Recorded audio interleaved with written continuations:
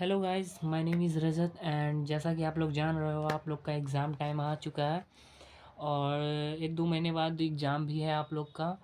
तो इंटर का जो है, मैं कॉमर्स स्ट्रीम का मैं बात कर रहा हूँ।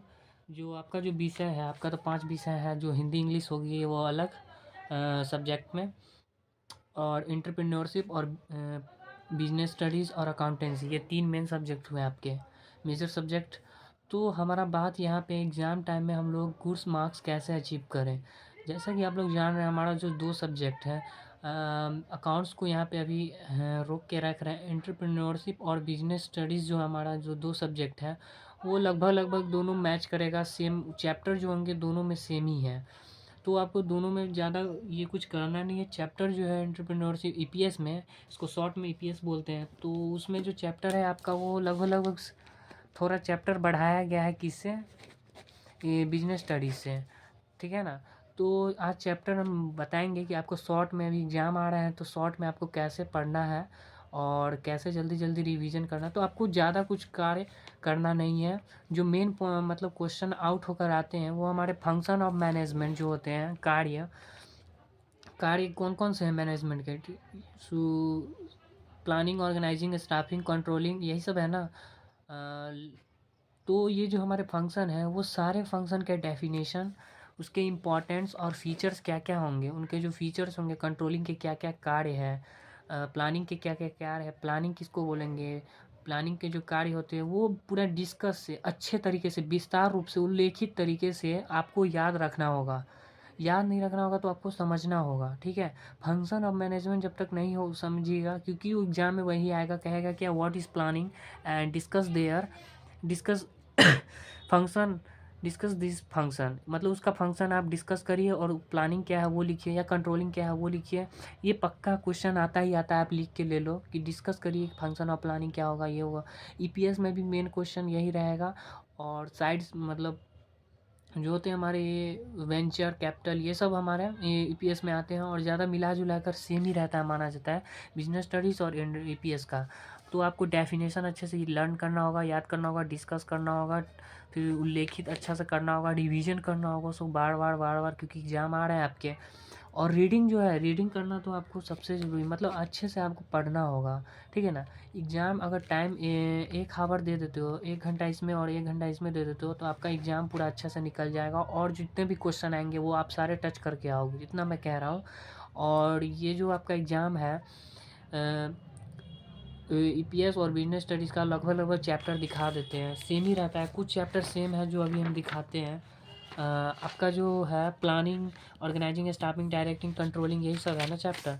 Financial management, financial markets, marketing, consumer protection, इतना तक है ना चैप्टर 12। और ईपीएस में जो आपके चैप्टर है वो बढ़ाकर 23 तक,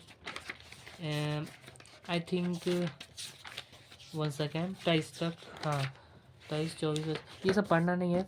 23 तक है। 23 में भी आपको कहाँ मेन जो होंगे आपको 21 तक होंगे, तो वो आपको अच्छे से पढ़ना होगा, उतना नहीं पूछता है। तो आपके कौन कौन से होगा ये 1 से लेकर ना, और इसमें से कितने चैप्टर जो है वो सेम होंगे आपको बीएसटी से, और कुछ कुछ कुछ मिलेंगे। तो बीएसटी का सेम क्वेश्चन आपको दिखाते हैं, देखिए। आपका ये जो चैप्टर है एंटरप्रेन्योर एंटरप्राइज मैनेजमेंट से, आपका जो एक चैप्टर है, क्या है चैप्टर, फंडामेंटल ऑफ, ये production management and quality control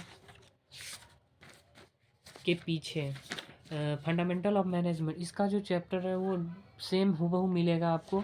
देखिए, मैनेजमेंट इज एंड आर्ट, यहाँ है ना साइंस, तो ये दोनों में से आर्ट्स एंड साइंस बोथ होगा, तो इसमें भी एक चैप्टर है जो सेम मिलेगा। मतलब कह रहे हैं ना, कुछ कुछ बिजनेस स्टडीज से रहता है, सेम है।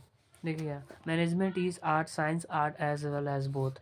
तो आपको क्या है, डिस्कस करना होगा, ज़्यादा पढ़ना होगा, और ज़्यादा ये टफ है नहीं। ईपीएस और बिजनेस स्टडीज़ दोनों को अच्छे से आप कवर कर पाओगे।